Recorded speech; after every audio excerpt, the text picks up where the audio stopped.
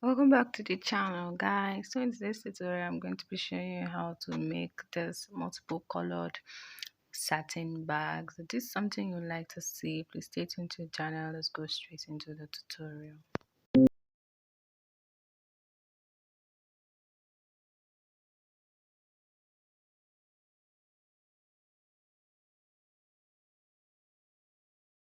So what you need, guys, of course, is loads and loads and loads of scrap fabric, different colors. You can use a leather for this project as well. So it took me quite some time to join all the pieces together. The measurement of the pieces is 4 by 4 inches, and I just went ahead and just sew everything together. So guys, I sew it in such a way that I wouldn't have to reduce anything or add anything, because the measurement of the overall pieces is going to be 12 by 24 inches. So 6 for the straight line and 3 for the vertical line. So this pieces right here is the one that I'm going to be serving as the top overlocking, and it measures 9 inches in width by 2 inches in length. So I'll just go ahead and sew the two sides of this fabric this way and this way. I'll just sew it by 3/4 of an inch. Now for the overall fabric, I am just going to go ahead and just sew it two ways first.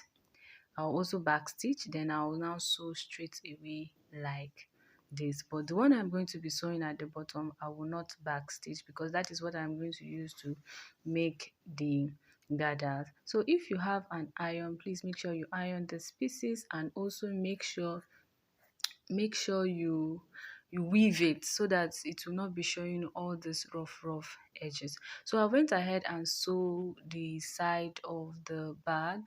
You see, I sew it to these two straight side first before I now sew the downside. So I'm just going to drag it this way. So this is what I'm going to be using to make the gathers of the bottom of the bag, to in order to give it that pop design. So I'm just going to be using this method. You can do plating method if it's suitable for you, but I found out that this method is simpler, faster, and easier. So you just drag it. Please make sure while dragging you are using that 9 by 2 inches as a guide, so that it will not be too small and it will not be too much. Thank you guys for tuning into the channel. If you are a returning subscriber, thank you for always coming back. I love you and God bless you.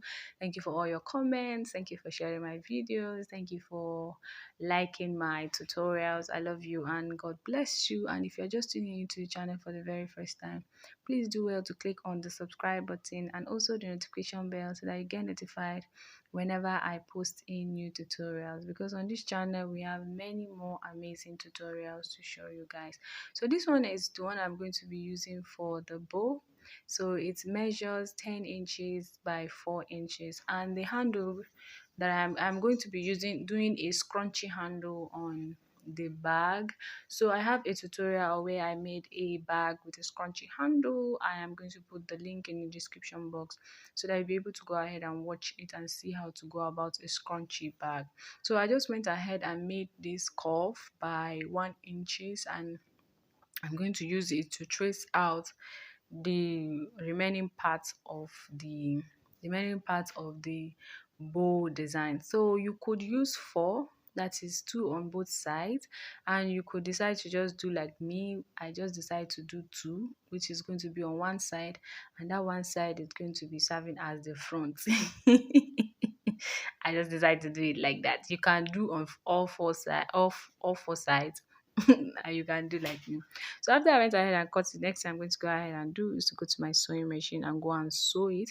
Sew it in such a way that I'll leave a space in the middle that I'm going to use to turn it inside out. So after sewing everything, this is what we have. I'm just going to go ahead and turn that one inside out. Now for the main body of the bag, as it has a kiss planting in front, so you're going to centralize it. Since we have 6, of course the center is going to be in between the number 3. So you pick one end like this and fold it this way. I decided to do it first before I put it on the actual fabric. So you pin it down, you pick from this other side as well, then you fold it again, then you pin it. Please make sure while you are doing this you are using that 9 by 2 inches as a guide. Make sure you are using that 9 by 2 inches as a guide. So this is what it is. I'm just using it as a guide to just make sure that what I am doing is not going to be too small or too large. So the next one is I'm going to pleat the second pleat this way.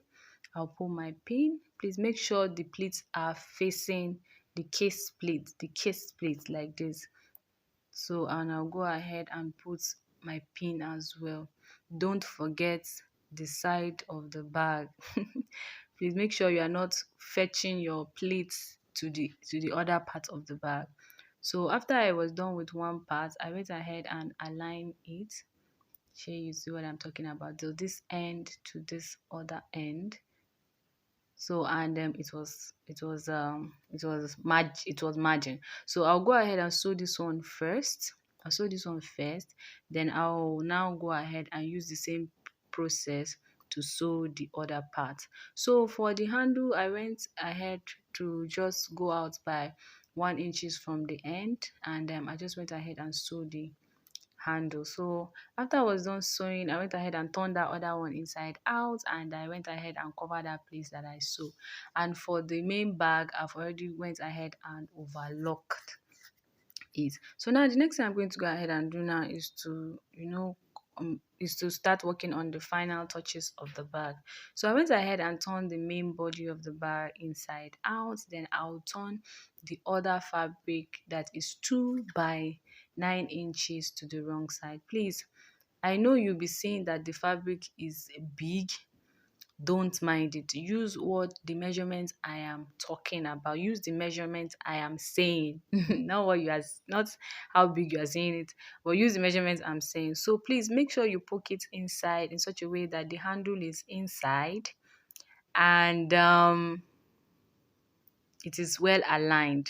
And make sure that you are using this sewn part as a guide. This sewn part touch the other sewn part, so that you will not make mistakes. So make sure it is like this. So you start sewing from this sewn part, and when you're sewing, make sure you are dragging out the handle so that you will not go and stitch on the handle.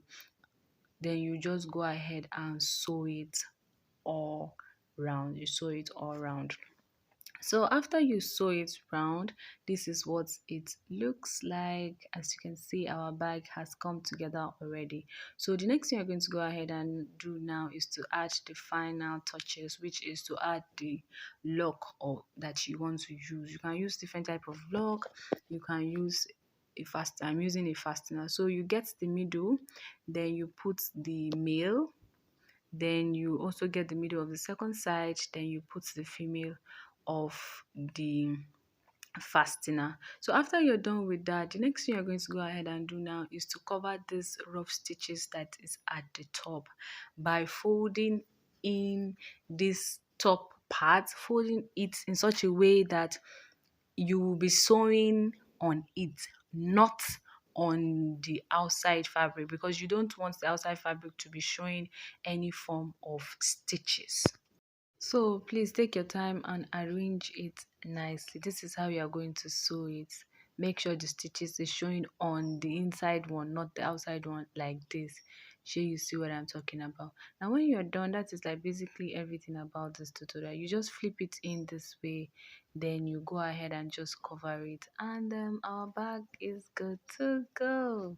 This is like basically everything about this tutorial. You can use a plain fabric for this tutorial. You can use a leather for this tutorial. You can use jean. You can use anything of your preference, and it's come out beautiful. Thank you guys for watching, and I hope to see you guys in my next tutorial. Don't forget to give me a thumbs up if you learned something from this tutorial.